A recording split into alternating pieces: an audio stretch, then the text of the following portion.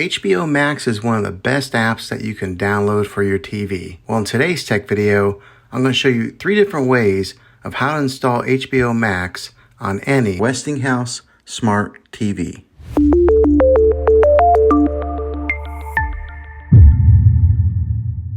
It can be really frustrating if you want to watch some of the great content that is on HBO Max and you find that your TV is unable to download it. At the time of this recording, HBO Max is only available on certain brands of TVs.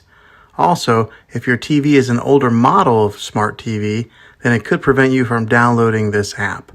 So the way that I'm going to show you how to install HBO Max will be able to work on any model of TV on any year of TV.